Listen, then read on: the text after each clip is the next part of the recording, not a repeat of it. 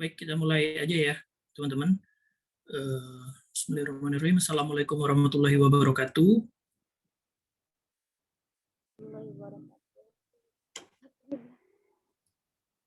Selamat pagi semuanya. Pagi. Standby ya. Oke, teman-teman, alhamdulillah kita bisa ketemu di angkatan keempat dari kelas sharing CPNS Jember Inspirasi, dan ada 6 pertemuan ya, melalui tatap muka Zoom, dan juga nanti ada simulasi-simulasi yang akan kita berikan sebagai treatment teman-teman untuk menyambut rekrutmen CPNS tahun 2021 ini. Dan ini mungkin pertemuan pertama sekaligus terakhir sebelum kita libur lebaran dulu ya minggu depan ya. Jadi 2 minggu lagi kita akan ketemu pertemuan kedua bersama mentor-mentor yang lainnya. Dan alhamdulillah ini beberapa teman-teman udah bergabung ya, udah siap untuk belajar, dan nanti kita akan bersama-sama sampai dengan 6 pertemuan ke depan.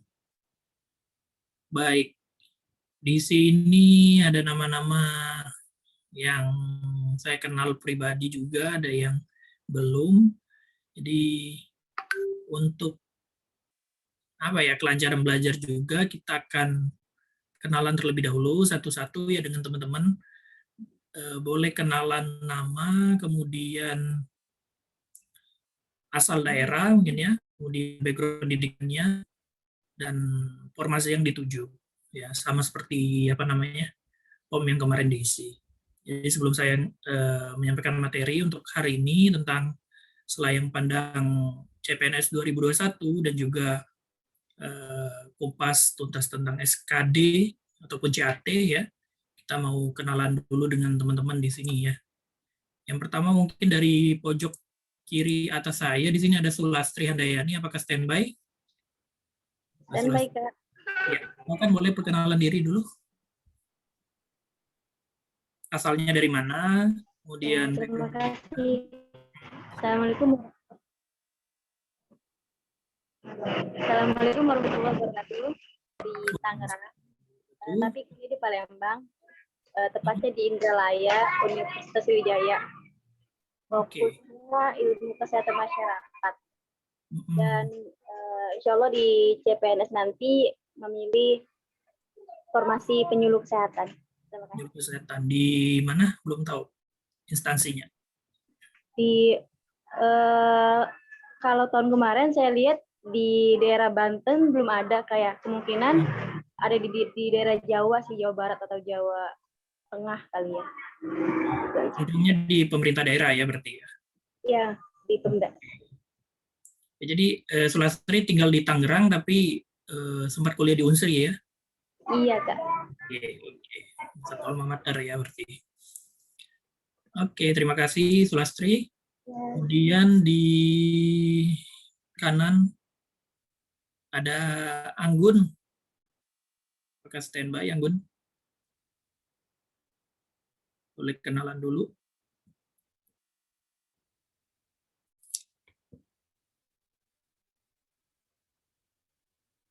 Halo Anggun.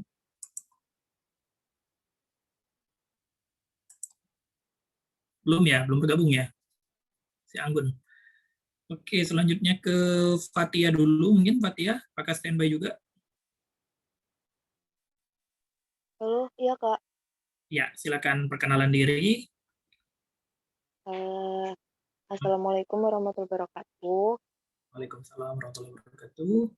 Iya, perkenalkan nama saya Fatia Nindya Putri. Sebelumnya sih udah ikut yang CPNS yang ketiga gitu. Ya. Saya lulus dari UNS, Universitas 11 Maret. Prodi saya dulu itu sosiologi. Terus insya Allah sih pengennya ngambil CPNS-nya di Pemda sih Kak. Iya. Di Pemda mana? Udah ngerucut. Sih Pemda di Jawa Barat, kalau bisa di daerah Bogor juga Kak. Bogor, domisili di Bogor ya? Iya Kak, saya di Bogor. Oke. Terima kasih Kak. Ya, terima kasih Fatia. Selanjutnya Suryani, boleh standby juga.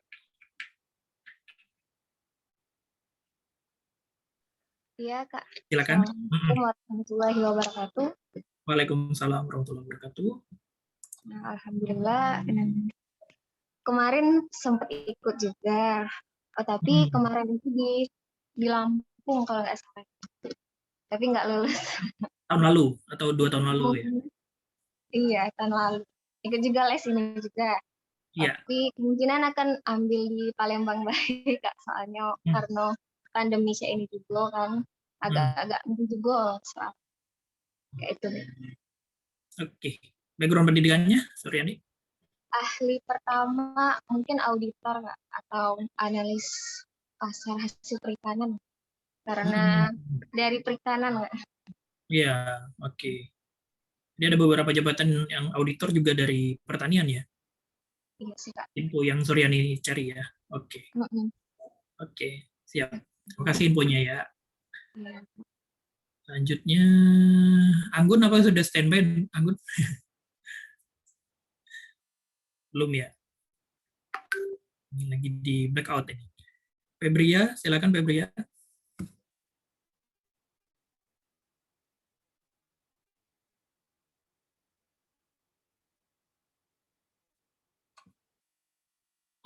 Oh gitu, via chat ya. Oh lagi di mana ini Febria? Oke, silakan. Diketik dulu nggak apa-apa Febria. Lagi di jalan ya. Selanjutnya Mbak Irma. Apakah standby? Hai, halo. Ya. Assalamualaikum. Pagi. Nama saya Irma Yunita, biasa dipanggil Irma.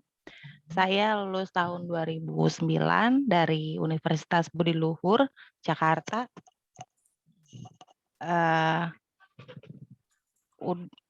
Percobaan untuk CPNS udah yang kelima kalinya.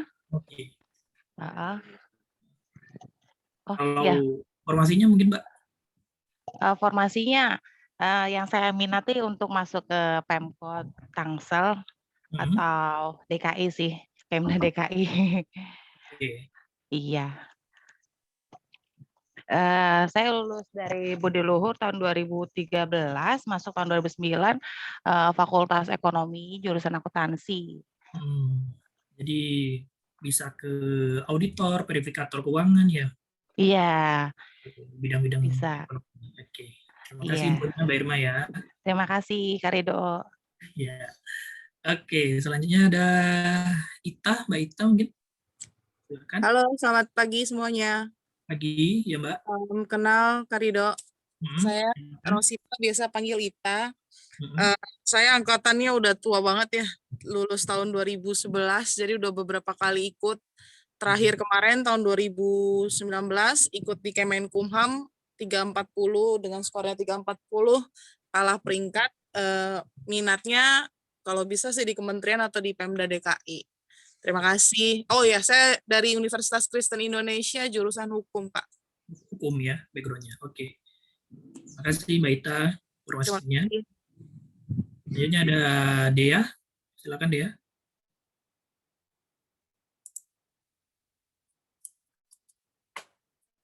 Udah bergabung Dea.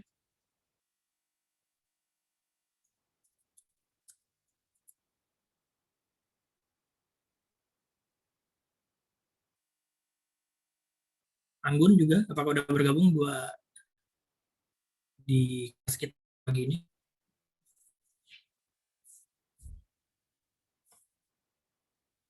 Belum ya? Oke, nanti mungkin bisa melalui chatroom juga Anggun, Febri ataupun Dea ya. Dan juga ada beberapa teman-teman kita yang belum join nanti. Oke. Baik teman-teman, untuk hari ini tim Jeans ini meminta saya juga untuk mengisi tentang slayang pandang CPNS di 2021 dan juga nanti kita akan sedikit mengulik tentang CAT dan juga SKD ya. Nah, jadi memang perkembangan informasi terkait dengan seleksi CPNS ini sangat dinamis ya teman-teman. Awalnya memang direncanakan di bulan April udah mulai proses seleksi, kemudian pendaftaran dan lain-lain, tapi ternyata diundur juga setelah Hari Raya Idul Fitri ya. Nanti informasinya saya share juga ya, rincian jadwal dari Kemenpan MB. Nah, jadi pertama mungkin penekanannya adalah apa sih yang menjadi motivasi teman-teman untuk menjadi PNS. Nah, ini penting sekali agar kita tidak salah kaprah juga dan memiliki niat yang lurus juga, yang baik juga ya dalam menjadi abdi negara ini. Nah, untuk jadi PNS, kita tahu bersama ini setidaknya ada 7 hal yang saya ungkapkan. Gajinya tetap dan bahkan cenderung naik ya. Di beberapa kementerian juga sekarang ini ada perubahan skema juga terkait dengan remunerasi misalnya. Jadi untuk menjadi PNS sekarang cukup menjanjikan ya, tidak lagi terlalu merana juga gitu. Nah, ini salah satu keuntungan yang banyak orang cari, gitu ya, gaji tetap dan cenderung naik. Yang kedua juga aman dari PHK. Betul sekali, karena memang selama negara ini masih ada, pekerjaan ataupun bidang pegawai negeri ini akan tetap ada, ya, cenderung stabil, dan ketika kita sudah menerima nomor induk pegawai, itu otomatis agak susah juga untuk mendongkel posisi seseorang gitu ya dari pekerjaan PNS ini. Yang ketiga, jaminan hari tua ataupun pensiun. Nah, jaminan hari tua ataupun pensiun ini akan didapatkan dari penyisihan gaji yang telah kita lakukan selama ini. Ya. Ada potongan taspen gitu ya, JHT di BPJS Tenaga Kerja dan lain-lain. Tabungan kita lah seperti itu intinya. Yang keempat, kemudahan mengajukan pinjaman, ini jelas sekali ya. Jadi profil dari PNS dengan gaji yang tetap itu sangat menarik juga bagi teman-teman di perbankan gitu ya, untuk memberikan kemudahan pinjaman ataupun kredit. Yang kelima, kemudahan sekolah lagi. Ini bagaimana kita dapat informasi beasiswa yang sangat lengkap gitu ya, ragam jenis beasiswa dari LPDP, dari kementerian-kementerian itu sendiri gitu ya, tugas belajar, izin belajar. Ini salah satu keuntungan yang bisa kita dapatkan. Yang keenam, bisa mutasi ke daerah asal. Jadi dalam pekerjaan misalkan sudah beberapa tahun gitu ya, bisa mutasi ke daerah asal asalkan ada persetujuan mungkin dari daerah yang kita tuju misalnya, ataupun instansi asal kita. Ya, yang ketujuh, waktu luang sambil berbisnis. Nah, dari keuntungan-keuntungan ini sebenarnya juga memberikan keuntungan bagi kita, tapi juga jangan menjadi motivasi yang utama untuk menjadi PNS. Sebenarnya adalah bagaimana kita bisa memberikan hal terbaik yang ada di diri kita untuk negara gitu ya. Hitung-hitung hal-hal ini adalah benefit yang kita dapatkan jika kita memberikan sesuatu kepada negara gitu ya, dari pengabdian, kemudian mungkin ilmu gitu ya, kecerdasan dan lain-lain gitu, teman-teman. Nah, ini seperti yang saya sampaikan adalah tujuan hakikinya adalah panggilan pengabdian pada bangsa, memberikan sumbangsi perbaikan bagi lingkungan kita. Dengan hadirnya kita dapat menjadi agen perubahan gitu ya, bukan malah menjadi orang yang ikut-ikutan tren. Ini minggu lalu kita juga bahas dengan mentor-mentor yang lain, bagaimana bisa menjadi agents of change itu dengan smooth ya gitu ya, tidak sporadis gitu, tidak serta-merta ketika masuk PNS langsung memberikan perubahan dan segala macamnya, tapi dengan langkah-langkah yang teratur dan tentunya direncanakan dengan baik. Nah, kembali lagi dengan timeline dan jumlah formasi ini, perkembangan awal ya di pusat ataupun kementerian lembaga, jumlah formasinya adalah 13.172 orang, dan di daerah Pemda 438.170 orang. Nah, ini dalam perkembangannya mengalami perubahan, saya tampilkan lagi.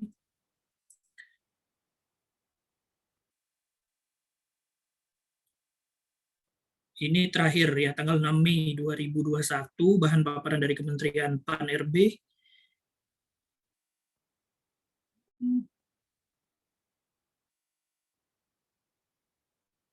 Oke, jadi kondisi ASN saat ini gitu ya, ada 4.168.118 rekrutmen PNS ya dari tahun ke tahun. Di 2018 itu 179.576, dan di 2019 138.775. Ya, jadi berdasarkan analisis ini, arah kebijakan pengadaan ASN ya untuk menuju reformasi birokrasi dan birokrasi berkelas dunia.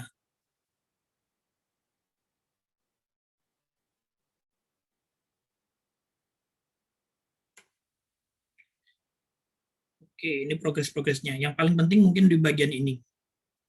Nah, teman-teman, untuk jadwal seleksi CPNS dan P3K ya, tahun 2021, berdasarkan rapat terakhir ini, Kementerian PAN-RB dan juga BKN dan instansi terkait lainnya, di pengumuman seleksi adalah 30 Mei sampai dengan 13 Juni 2021, di pendaftaran seleksinya adalah 31 Mei sampai dengan 21 Juni 2021. Ada masa seleksi administrasi dan pengumuman hasilnya itu full di bulan Juni ya, 1 Juni sampai 30 Juni 2021. Ada masa sanggah 1 Juli sampai dengan 11 Juli 2021. Pelaksanaan SKD CPNS ini menggunakan CAT BKN yang biasa kita gunakan itu Juli sampai dengan September 2021. Jadi waktunya cukup panjang ya untuk teman-teman juga berlatih mempersiapkan diri. Ada 3 bulan masanya. Kemudian seleksi kompetensi P3K non-guru, ini yang ingin mengambil P3K ya, bukan PNS, menggunakan CAT BKN juga, Juli sampai dengan September, setelah SKD CPNS selesai di masing-masing lokasi. Nah, sedangkan teman-teman yang ingin mengambil guru, formasi guru, tahun ini kan cukup banyak ya, 1 juta formasi, akan menggunakan CBT Kemendikbud ya, jadi serupa dengan ujian tulis berbasis komputer ya UTBK. Tes pertama itu dilaksanakan di Agustus 2021, tes kedua di bulan Oktober 2021, tes ketiga di bulan Desember 2021. Sedangkan pelaksanaan SKB itu akan dilaksanakan di September sampai dengan Oktober 2021, pengumuman akhir dan masa sanggah November 2021, dan penetapan NIK CPNS nomor induk P3K di Desember 2021. Jadi waktu yang cukup panjang tentang seleksinya, dan biasanya memang untuk masuk ke kantor ya, para PNS ini akan melaksanakannya di awal tahun biasanya. Jadi 2022 prosesnya sampai dengan menjadi CPNS.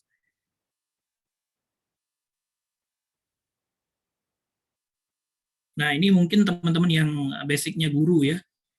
Untuk mekanisme seleksi P3K guru sebagaimana jadwal di atas akan diatur kemudian yang akan dijelaskan dalam rapat koordinasi antara Pemda, Kementerian PAN-RB, Kementerian Pendidikan dan Kebudayaan, serta BKN. Ya.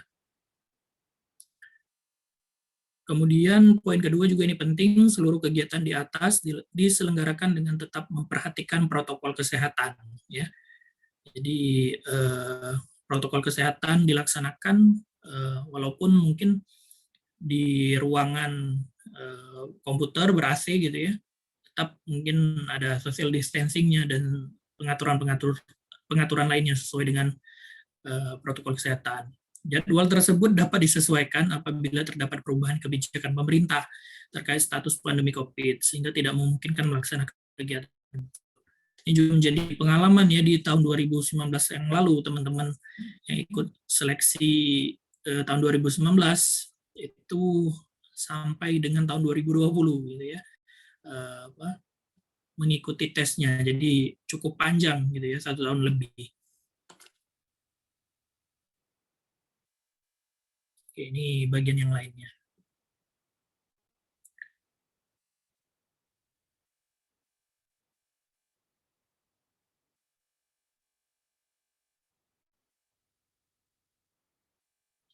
Nah, tips dan trik untuk memilih formasi CPNS, teman-teman, yang pertama harus menggali informasi sebanyak mungkin, ya. Jadi informasi yang beredar di di berita, ya, online ataupun sosial media juga mungkin, selama valid dan bisa dipercayai, silakan diambil gitu ya, sebagai bahan untuk memilih formasi yang tepat bagi teman-teman, gitu ya.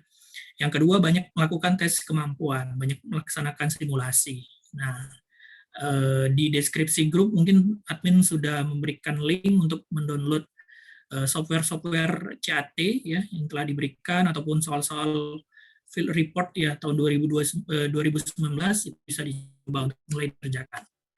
Yang ketiga, kita bisa mencocokkan skor dan peluang.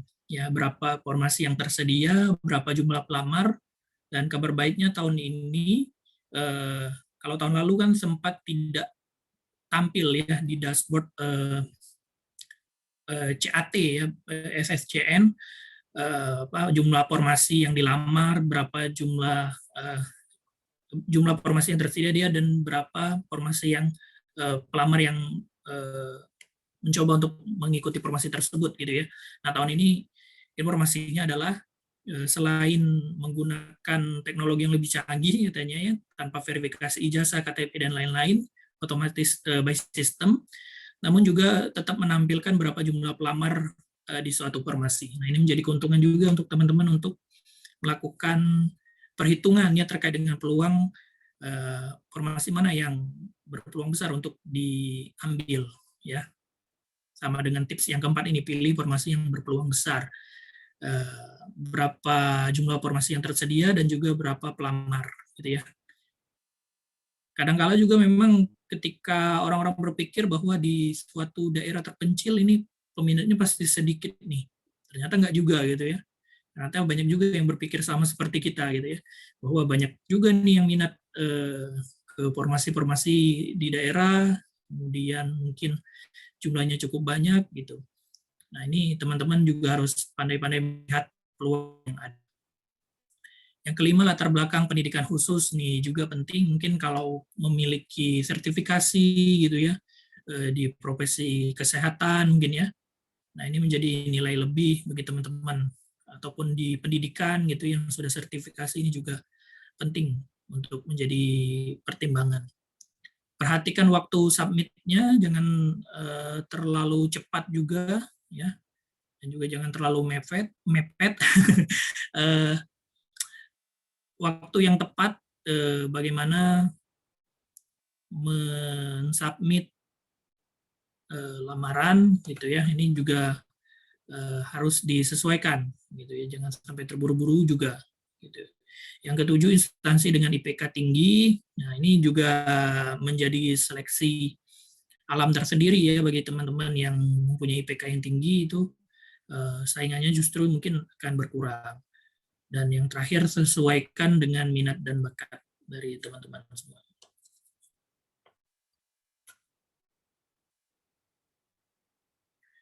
Ini sekedar referensi ya, daftar instansi yang paling banyak dan paling sedikit diincar CPNS.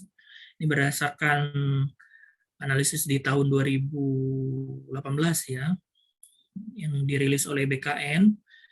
Jumlah pelamar yang paling banyak itu di Kemenkumham memang, di 487.000 pelamar ya. Kemudian karena memang Kemenkumham memiliki kanwil gitu ya, yang tersebar di seluruh Indonesia. Seperti juga Kementerian Agama gitu ya, 265.000. Kemudian Ristek Dikti itu 62.000, Kejaksaan Agung 50.000, kemudian Kementerian Perhubungan 37.000. Paling sedikit ini di BKPM. Kalau sekarang mungkin jadi Kementerian Investasi gitu ya. Hanya 843 pelamar, kemudian Sekjen MPR juga bisa direferensi teman-teman, kemudian Sekjen KY ya, Komisi Yudisial, kemudian Kemenko Polhukamnya yang juga sedikit, serta Badan Pengawas Tenaga Nuklir ya, Bapeten-nya. Kemudian untuk pemerintah provinsi yang paling banyak itu di Jawa Timur. Ini semuanya di Jawa rata-rata. Jawa Timur 63.000, kemudian Jawa Tengah ada 56.000, DKI Jakarta 33.000, Jawa Barat 29.000, dan Yogyakarta 20.000. Sedangkan yang sedikit ini daerah timur dan juga ada Bangka ya. Sulawesi Tenggara hanya 3.000, kemudian Sulawesi Utara 2.900, Babel ya 2.800, Maluku 2.600, dan Sulawesi Tengah 1.700. Sedangkan kabupaten kota Bandung, Deli Serdang, kota Bandung tadi ya, kemudian Kabupaten Bandung, Provinsi Jawa Barat, ini diulang lagi ya, kemudian Kabupaten Cirebon. Paling sedikit ada di Bukit Tinggi, Padang Panjang, Lubuk Linggau, Sigi, Gunung Sitoli. Nanti kita coba lihat juga referensi untuk di 2019 ya, menunggu rilis dari BKN juga, kementerian paling banyak dan paling sedikit. Tapi ini sebagai gambaran juga bagi teman-teman untuk mungkin memilih kalau di kementerian itu mencari yang lebih sedikit peminatnya gitu ya. Juga di tempat lain, provinsi ataupun kabupaten kota. Ini kemarin profil peserta kelas sharing CPNS ya, angkatan 3 itu memang lebih banyak memilih Pemda ya, karena memang rata-rata berada di daerah, kemudian ingin dari orang tua ataupun keluarga gitu ya, ada 65%, sedangkan kementerian lembaga itu 34%. Ya, ini juga menjadi gambaran secara umum dari pendaftar CPNS gitu ya, yang paling banyak diambil adalah di daerah biasanya seperti itu. Administrasi juga ini ada beberapa hal yang harus disiapkan, scan KTP, kemudian foto diri, kemudian jasa dan transkrip nilai, dan surat lamaran. Walaupun informasi terbaru memang teman-teman adalah proses scanning KTP ini tidak perlu lagi karena memang data NIK kita katanya sudah padan dengan Ditjen Kependudukan dan Catatan Sipil ya, Dukcapil. Kemudian ijazah dan transkrip juga katanya sudah padan dengan Kemendikbud ya. Jadi memang tidak terlalu ribet lagi prosesnya. Nah, memang nanti akan kita coba bedah ya kalau memiliki waktu setelah rekrutmen PNS diumumkan gitu ya. Seperti apa sih sistemnya gitu ya. Tapi secara umum gambarannya hal-hal ini tetap perlu disiapkan gitu ya. 4 dokumen ini. Nah, ini teknis sekali ya bahwa persyaratan umum jadi PNS ya usia maksimal, kemudian pendidikan, kemudian sehat rohani, jasmani, dan sebagainya.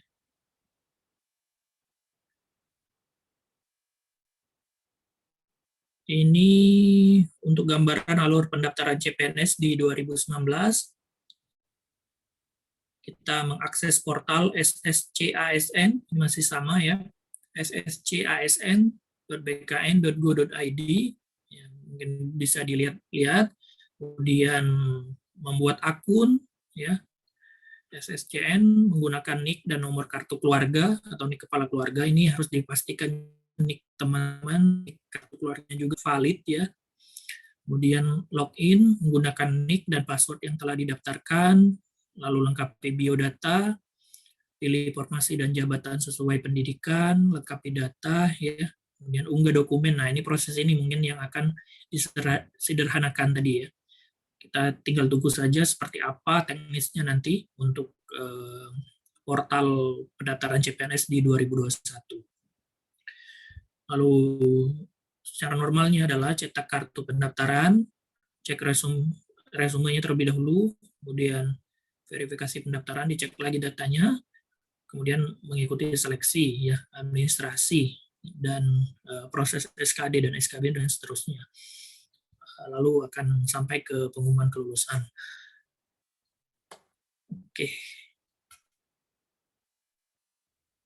Oke, untuk part 1 ini terkait dengan selayang pandang CPNS di 2021, silakan teman-teman kalau ada yang ingin ditanyakan sebelum kita lanjut ke materi tentang CAT dan SKD.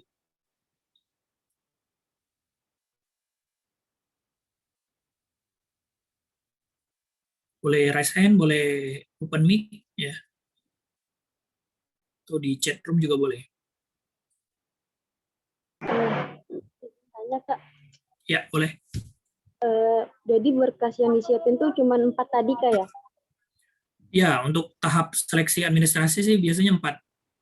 Oke. Nanti terkait dengan surat keterangan sehat itu nanti setelah lulusan biasanya.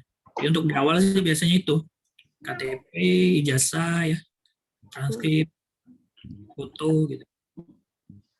Itu aja sih Kak. Iya. Oke, silakan ada lagi teman-teman yang mau tanya.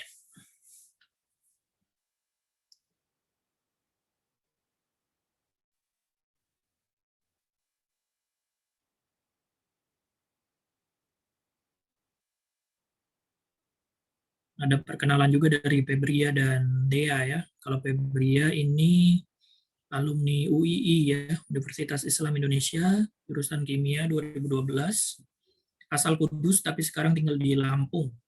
Ya, jadi sudah 2 kali ikut CPNS, tapi belum lolos, rencana mau ambil Pemda Jawa Tengah. Oke, terima kasih Febria. Dan juga Dea Sara Larasati, alumni ITS ya, Surabaya tahun 2020, jurusan Teknik Mesin Industri, sekarang tinggal di Jakarta Timur. Rencana mau ambil di Kementerian atau Pemda DKI. Oke, terima kasih Dea.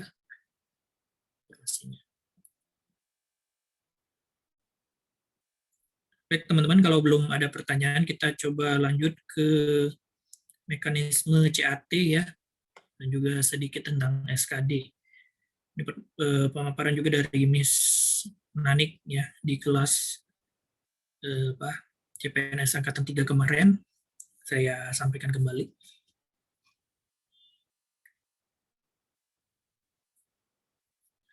Nah, CAT, Computer Assisted Test ya.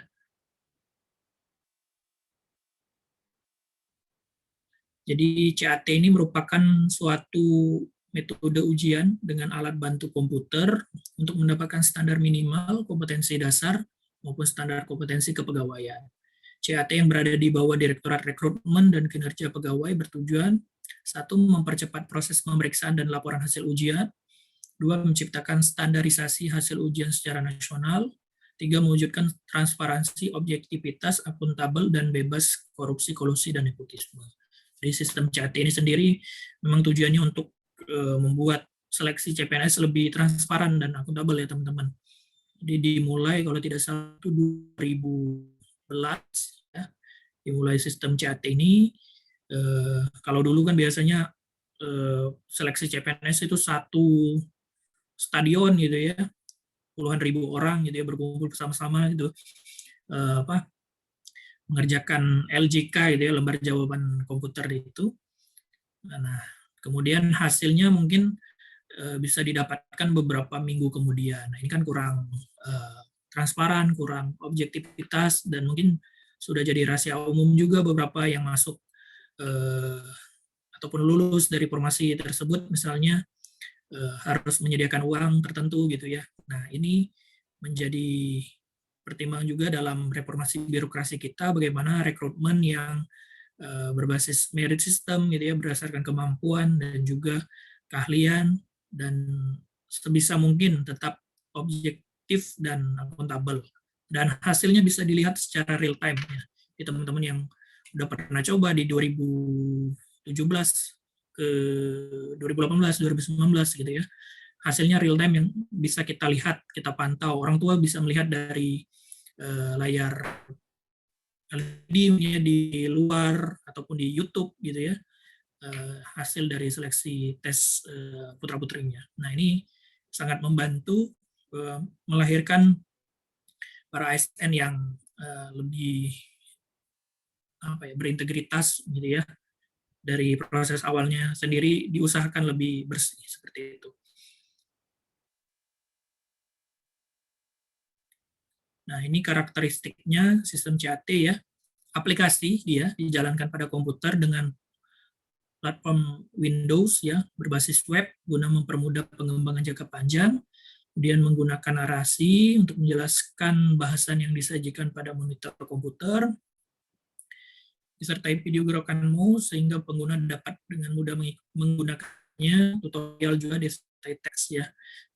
Ada teks juga di layar monitor komputer, jangan khawatir teman-teman ya. Sangat mudah digunakan dan bisa dipraktekkan langsung. Ini seperti ini tampilan CAT ya, tahun-tahun sebelumnya juga. Dia menggunakan localhost ya, jadi bukan web yang terbuka gitu. Silakan diisi misalnya dengan nick, nomor peserta, PIN, dan PIN sesi. Nah, sekarang BKN juga udah membuka simulasi melalui CAT BKN. Nanti admin akan coba share linknya gitu ya. Jadi setiap hari itu ada kuota 2.500. Jadi teman-teman bisa daftar, bisa dicoba untuk mengikuti simulasi dari CAT ini. Nah, di sini silakan diperiksa data ya terkait dengan NIK, nomor peserta dan nama peserta ya. Disiapkan KTP-nya gitu untuk memudahkan untuk melihatnya. Informasi awalnya. Nah, ini soal yang disediakan adalah berbentuk multiple choice dengan 5 jawaban A, B, C, D ya.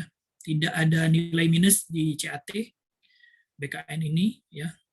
Jawaban benar khusus untuk TWK dan TIU itu bernilai 5, kalaupun salah bernilai 0.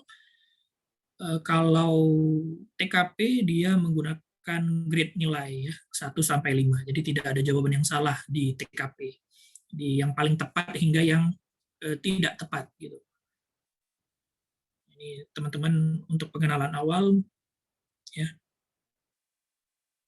Bisa dilihat juga di atas ini ya, ada nomor peserta, kemudian nama peserta ujian, batas waktu, jumlah soal yang sudah dijawab ditandai dengan warna hijau, yang belum dijawab ditandai dengan warna orange ya. Dan masih tersisa waktu berapa lama lagi ini juga tersedia di sini.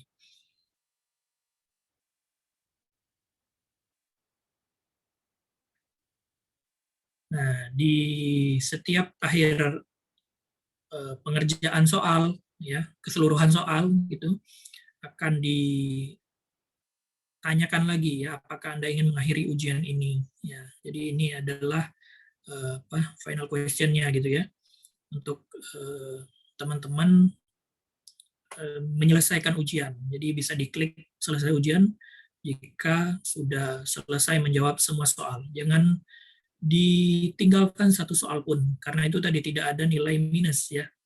Jadi kalaupun salah kan nilainya 0, ataupun di TKP tadi bisa nilainya 1.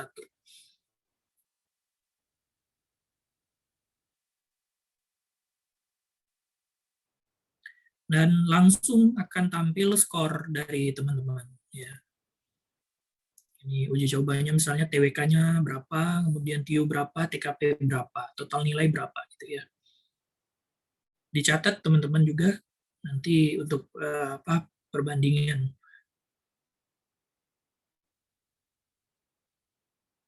Oke. Silakan kalau ada pertanyaan sebelum masuk ke SKD terkait dengan selayang pandang, tadi penjadwalan, kemudian CAT mungkin. Teman-teman boleh raise hand, boleh open mic, boleh chat room juga kalaupun masih malu-malu gitu.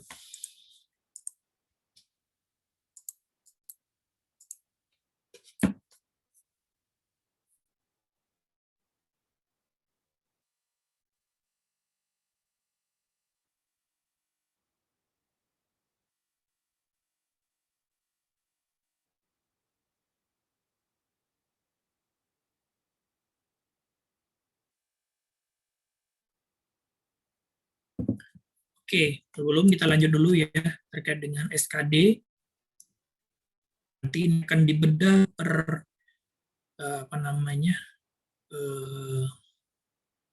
per soal dan juga per per part ya gitu mungkin ya.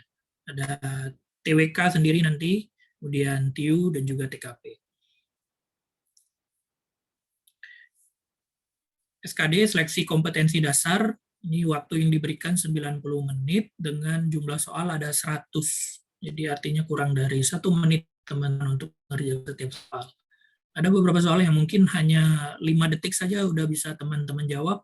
Ada yang mungkin lebih dari itu ya untuk melakukan analisis dan menjawab soalnya. Nah, bagaimana mengatur waktunya nanti akan dijelaskan oleh para mentor kita gitu ya. Tapi yang perlu kita pahami terlebih dahulu untuk pengenalan awal ini adalah TWK jumlah soalnya ada 35 ya, yang berisi materi nasionalisme, integritas, bela negara, pilar negara, dan bahasa Indonesia. Sedangkan TWK tadi tes wawasan kebangsaan ya. Kalau TIU tes intelijensia umum ya, ada 30 soal akan membahas tentang kemampuan verbal, numerik, dan figural. Kemudian TKP tes karakteristik pribadi, ada pelayanan publik, jejaring kerja, sosial budaya, teknologi informasi komunikasi, dan profesionalisme.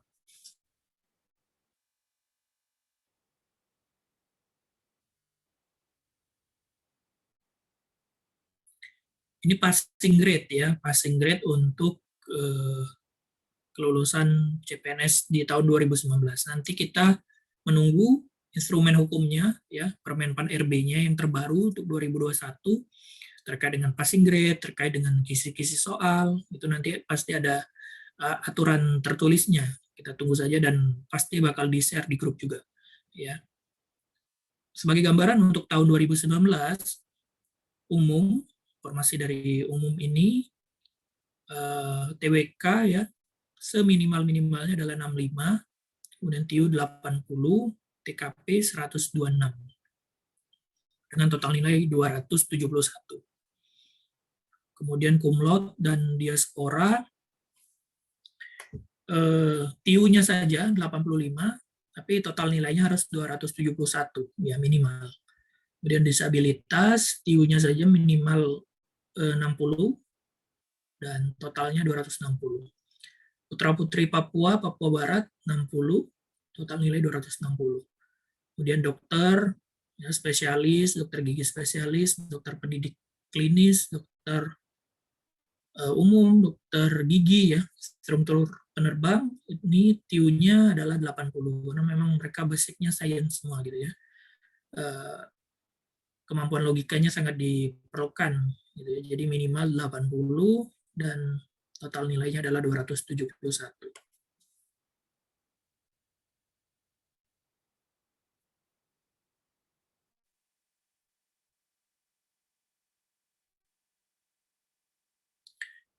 Ini terkait dengan materi-materi TWK. Yang pertama, pilar negara.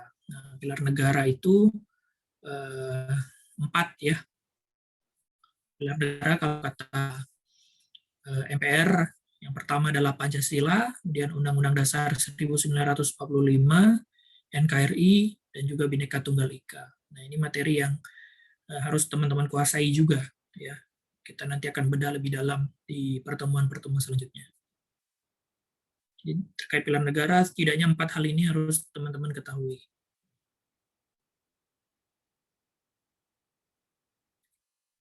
Kalau TIU ini berkaitan dengan deret, aljabar, ya, perbandingan senilai dan terbalik, operasi hitung penjumlahan, pengurangan, pembagian, bilangan desimal dan pecahan, silogisme, ya, kemudian posisi duduk juga sering muncul, dan kemampuan figural.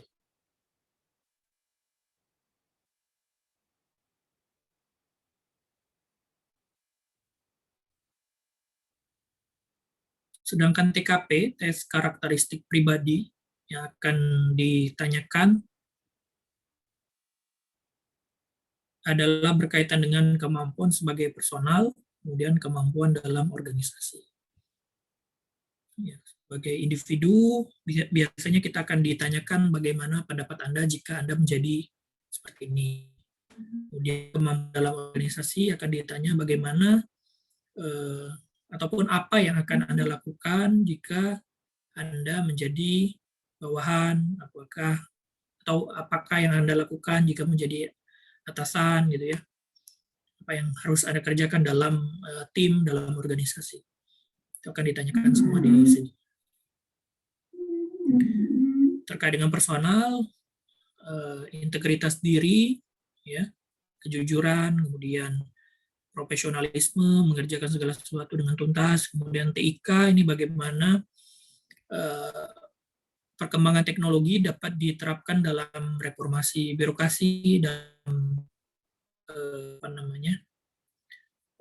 pengembangan sistem di ASN gitu ya, sistem bekerja dan lain-lain. Kemudian semangat berprestasi, lalu kreativitas dan inovasi, kemampuan beradaptasi, kemampuan mengendalikan diri, kemampuan bekerja berkelanjutan, bekerja mandiri dan tuntas, menggerakkan dan mengkoordinir orang lain. Nah, kalau terkait dengan organisasi, bagaimana kita menjadi pelayanan publik ya, terlibat dalam pelayanan publik, kemudian bagaimana kehidupan kita secara sosial budaya, lalu jejaring kerja kita, kemitraan kita seperti apa, orientasi pada pelayanan, kemudian orientasi pada orang lain, kemampuan bekerja sama dengan kelompok. Ini hal-hal yang ditanya berkaitan dengan peran kita di dalam organisasi.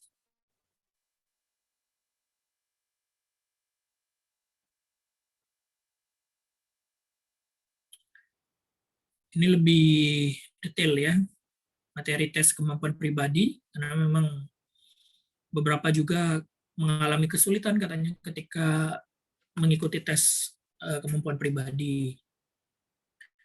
Misalnya pelayanan publik ini yang menjadi tujuan adalah bagaimana peserta mampu menampilkan perilaku keramah tamahan dalam bekerja yang efektif agar bisa memenuhi kebutuhan dan kepuasan orang lain sesuai dengan tugas dan wewenang yang dimiliki.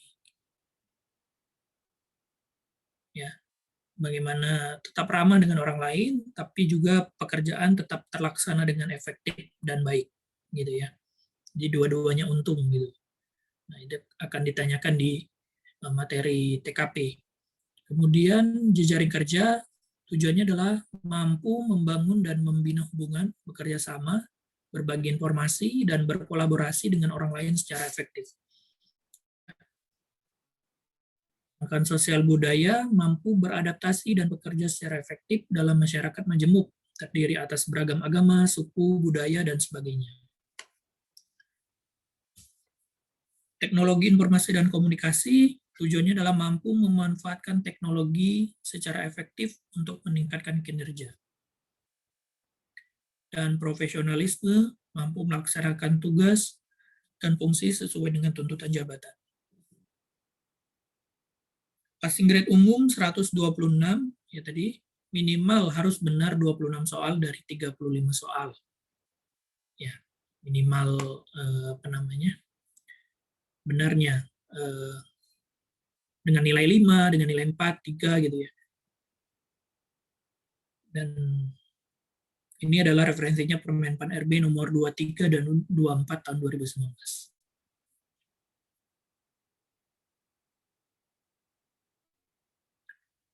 Tips dan trik ini khusus untuk TKP. Hati-hati dengan jawaban-jawaban manis menyesatkan. Setidaknya 3 dari 5 opsi jawaban bisa mirip-mirip. Oleh karena itu, perlu benar-benar pahami konteks soal. Apa yang menjadi objek soal, siapa pelaku, di mana lokasi kejadian soal. Ya. Yang kedua juga jangan terlalu jadi pahlawan yang hebat, tapi jadilah orang yang bisa mengatasi masalah yang tepat tanpa menyakiti siapapun, atau menjaga keharmonisan. Jika harus ada yang dikorbankan, upayakan pilih jawaban yang paling sedikit melakukan pengorbanan. Yang ketiga, usahakan baca sekali langsung jawab. Jangan diulang-ulang. Oleh karena itu perlu konsentrasi penuh. Jangan mikirin yang macam-macam. Beberapa hal yang bisa dijadikan acuan, utamakan tindakan yang adil dan sesuai prosedur dalam melaksanakan pelayanan terhadap masyarakat yang menunjukkan sikap anti KKN, jujur, dan bersih dalam pelayanan publik. Utamakan pilihan jawaban yang mencerminkan tindakan yang mengedepankan pelaksanaan pekerjaan. Jika terdapat dilema, pertimbangkan alasan yang sangat penting dan sangat mendesak untuk menghentikan pelaksanaan pekerjaan tersebut. Utamakan jawaban sesuai dengan tugas, fungsi, dan jabatan pada soal. Dan yang ketiga, utamakan jawaban yang menghargai keanekaragaman nilai-nilai sosial budaya. Itu khusus tips dan trik untuk TKP ya teman-teman.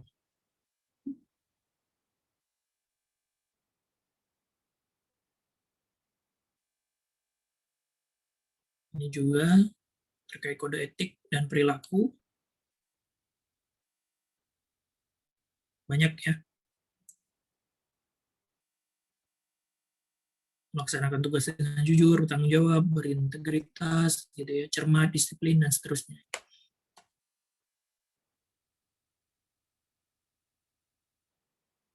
Oke. Itu teman-teman ya, untuk selayang pandang, tadi ada beberapa hal yang disampaikan untuk formasi CPNS di 2021, kemudian timeline-nya, kemudian tadi kita sedikit cross-check terkait dengan CAT dan SKD itu sendiri.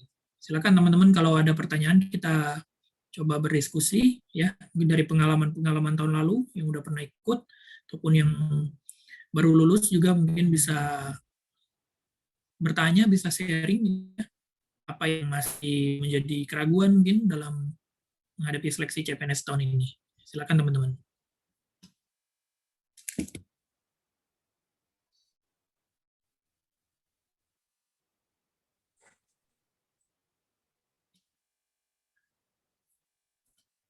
Suryani mau nanya?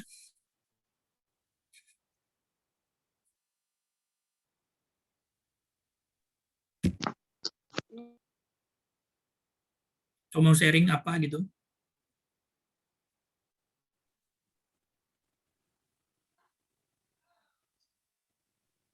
Lastri mau nanya lagi, Kak. Silakan. Kan kemarin tuh sempat baca di berita untuk penyuluh kesehatan itu ada di Pemda itu ada salah satu Pemda mengajukan syarat ada hasil TOEFL, Kak. Hasil TOEFL. Nah, itu untuk sekarang masih enggak atau memang ya ada beberapa instansi memang ada syaratnya gitu. Ya. Oke, terima kasih pertanyaannya. Memang beberapa instansi ada yang mensyaratkan TOEFL ya. Terutama ya yang pasti Kementerian Luar Negeri gitu ya.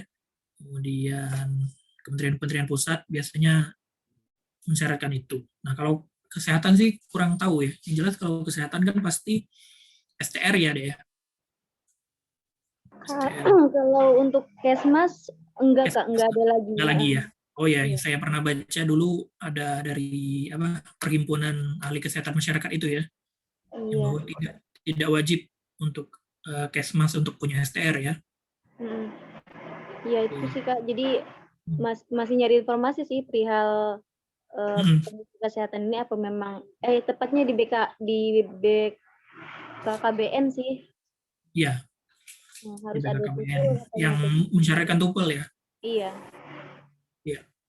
Memang di paginya nanti ketika pengumuman memang apakah mensyaratkan TOEFL atau tidak gitu ya. Memang beberapa instansi sih mensyaratkan gitu untuk TOEFL ini. Kalau memang nilai TOEFL-nya cukup mampu itu ya silakan itu ya diambil. Karena itu udah jadi seleksi tersendiri ya, seleksi alam tersendiri. Beberapa teman-teman mungkin nggak milih, tapi kalau belum yakin gitu bisa cari alternatif instansi lain. Itu aja sih, Kak. Sarannya seperti itu sih. Ya. Silakan teman-teman yang lain ada pertanyaan mungkin.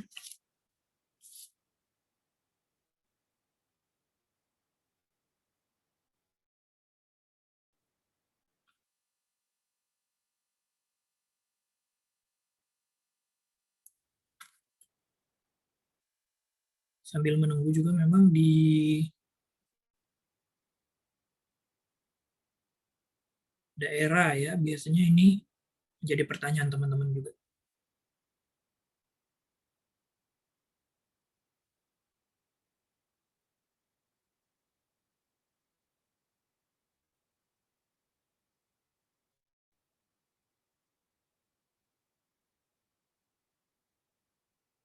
Oke, ini tadi lupa ya.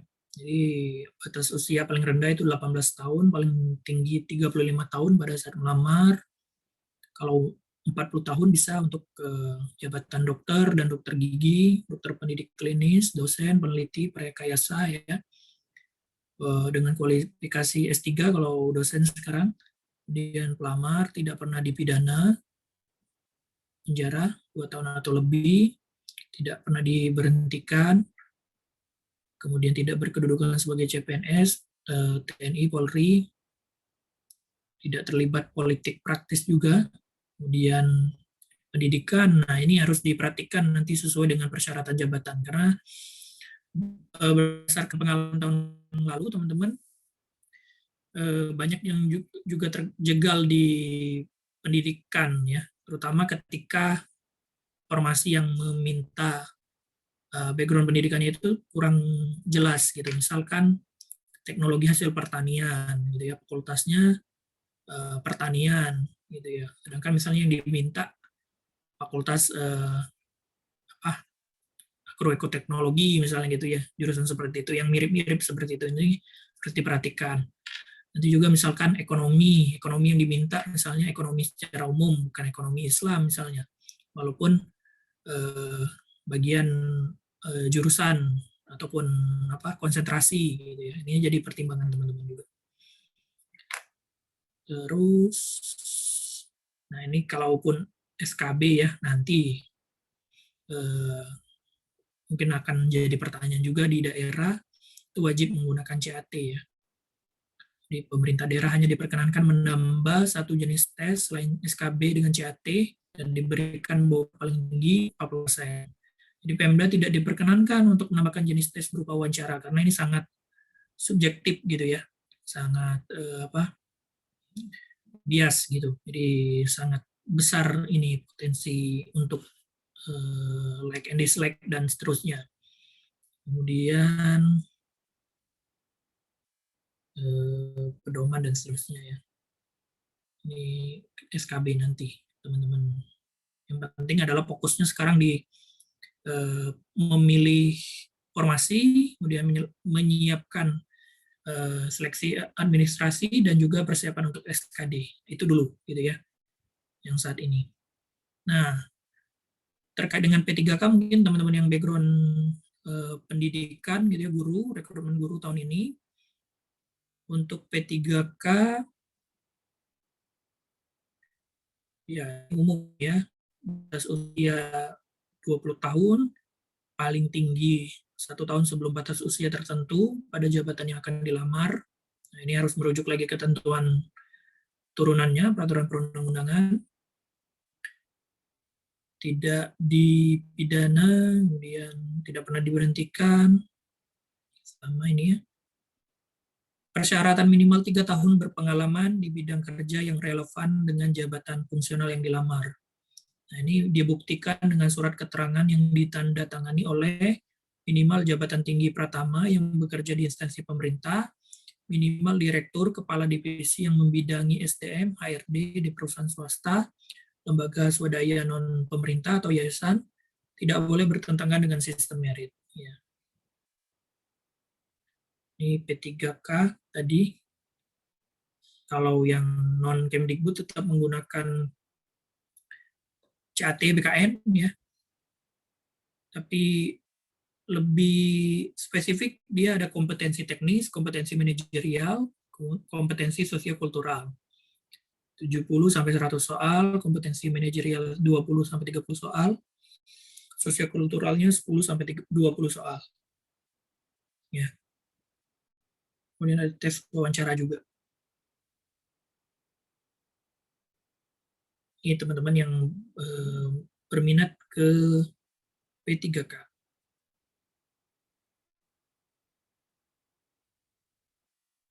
Dari profil teman-teman di sini kayaknya belum ada yang FKIP ya. Jadi masih bisa untuk mencoba CPNS gitu ya. Ini ada P3K guru.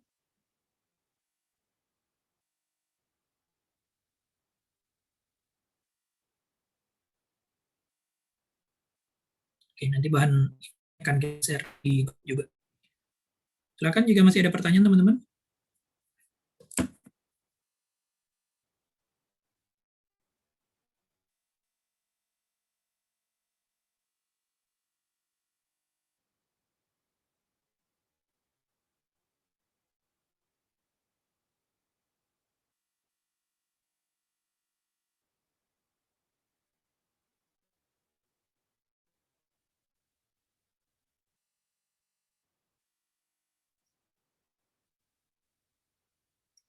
Fatia mungkin mau bertanya?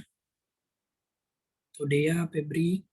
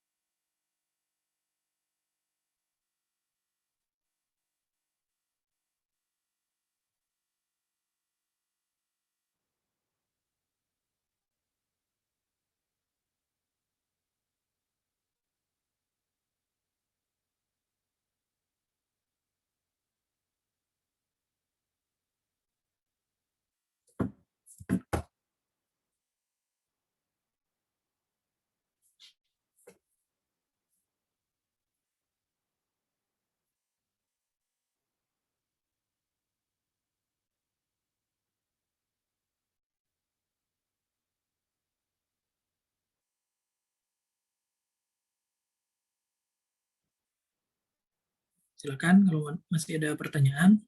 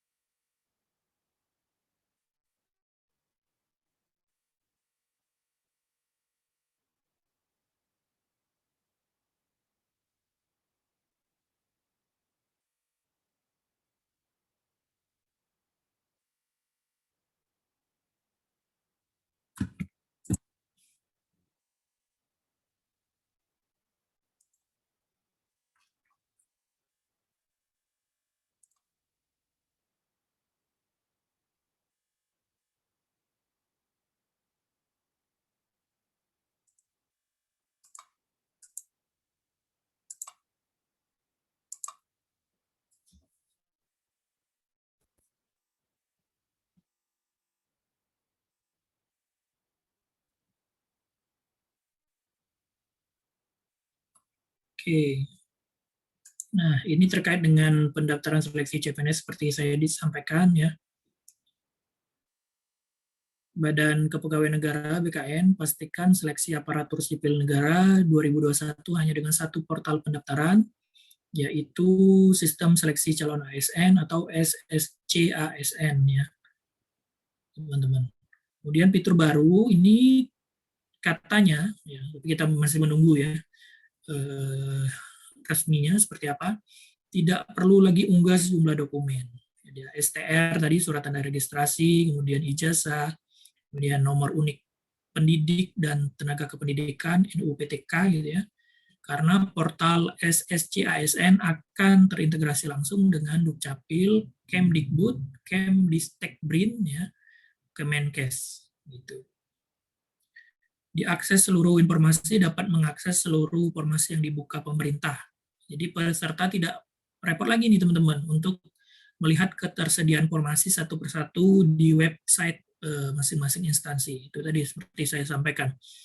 Pelamar berapa, informasi tersedia berapa, itu akan hanya di satu portal. Kemudian menggunakan face recognition ya pada sistem CAT. Jadi mengidentifikasi peserta yang melakukan ujian sehingga dapat meminimalkan adanya percaloan dalam pelaksanaan ujian. Dan juga ada live score ya, live melalui YouTube BKN sehingga hasil ujian dapat dipantau di mana saja dan tidak berkerumun di lokasi ujian. Ini dari rilis Kemenpan RB tahun ini ya, 1 April 2021 informasinya. Semakin dimudahkan teman-teman untuk dalam seleksi ya, dalam persiapan seleksi.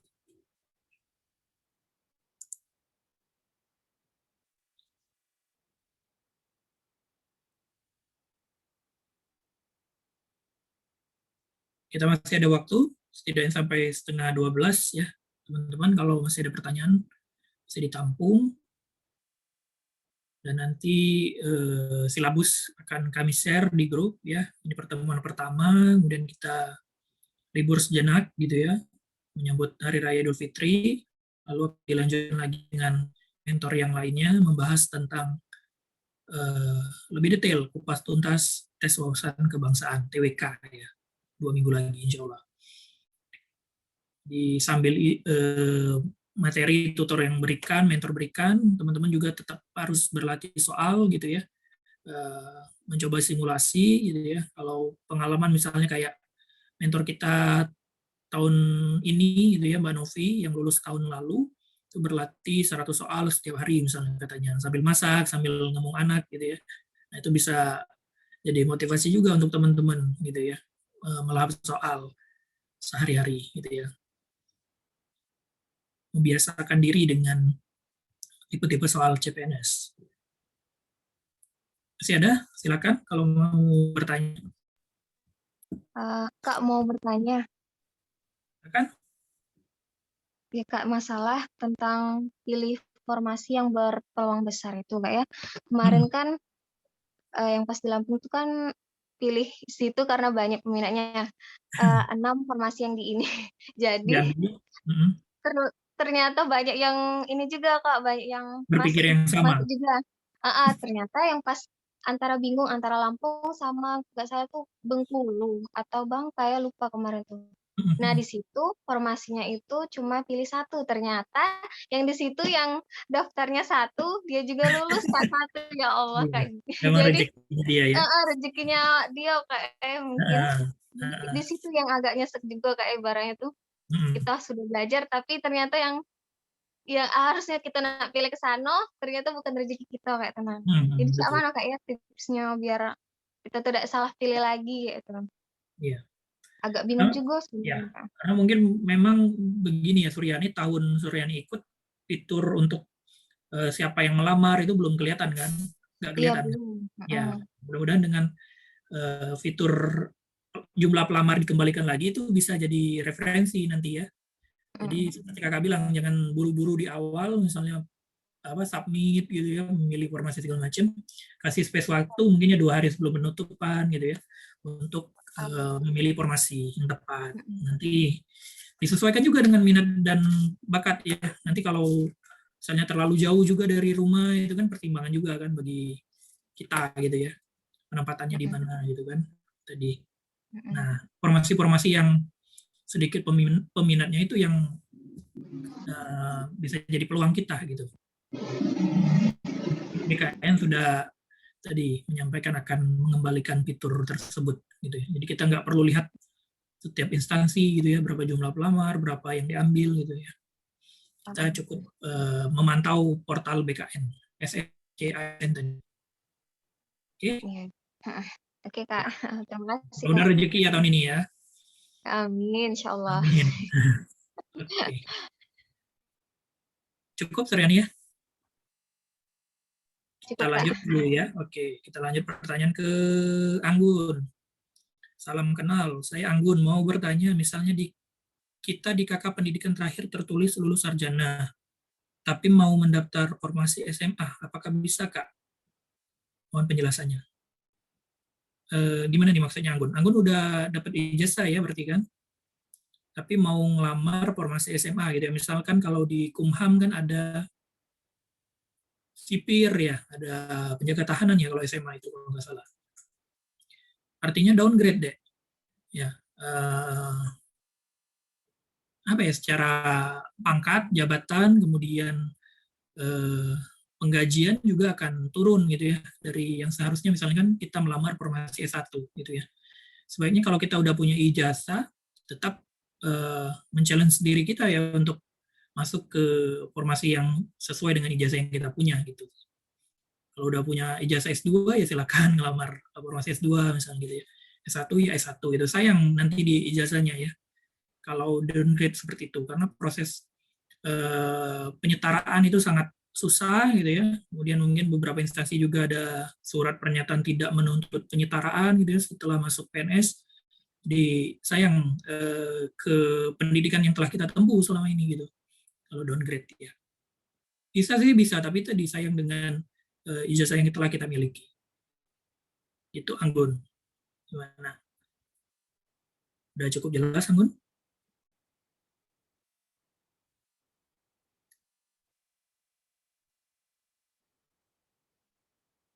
Oke, jelas ya. Terima kasih ya.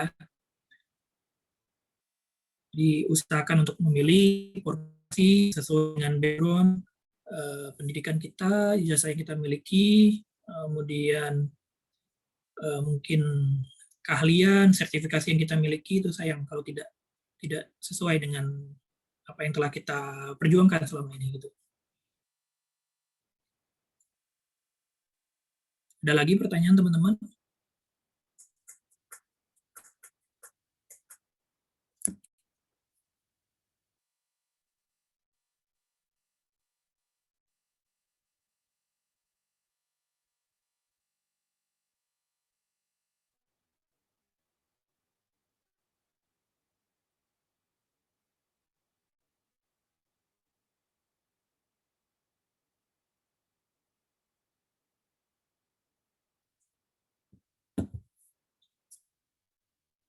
Iya, Dea, Mbak Irma, Mbak Ita,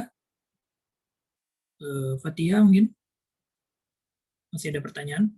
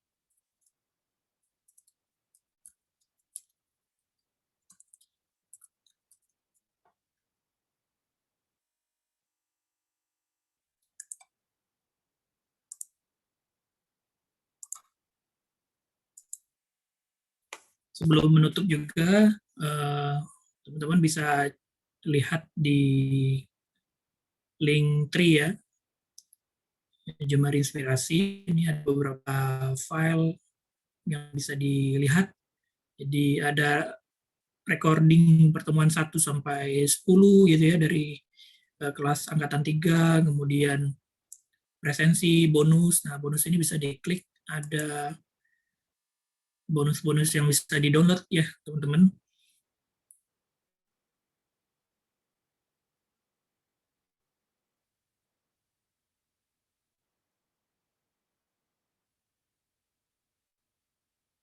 Jadi di sini ada video dan tips trik ya, tutorial CPNS, kemudian software ini bisa dicoba juga diinstal. Kemudian aplikasi juga di Android bisa diinstal. Kisi-kisi SKB, kemudian IYD, Undang-Undang Dasar 1945, Undang-Undang Perpu, e-book CATBKN, software tes buta warna, TOEFL gitu ya. Kemudian buku-buku CPNS ini bisa dilihat, install, dan pembahasan materi kelas CPNS yang lalu ya, ini dari Februari sampai Mei, kemudian bonus-bonus recording pertemuan. Gitu.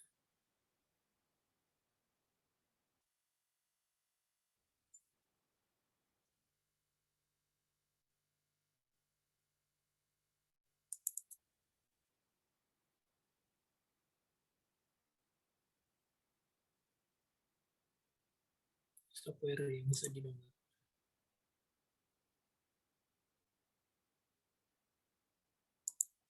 Ya, di Linktree Jemari Inspirasi.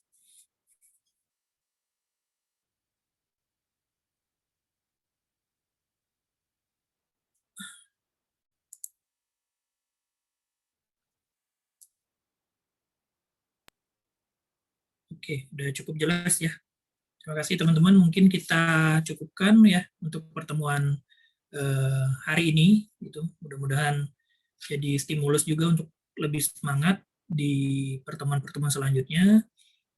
Dan mohon maaf kalau ada kekurangan ya. Kalau nanti ada pun pertanyaan-pertanyaan yang ingin diajukan pada tim, pada mentor, bisa langsung di grup WhatsApp kita, gitu ya, grup WA kita. Oke, terima kasih semua atas perhatiannya.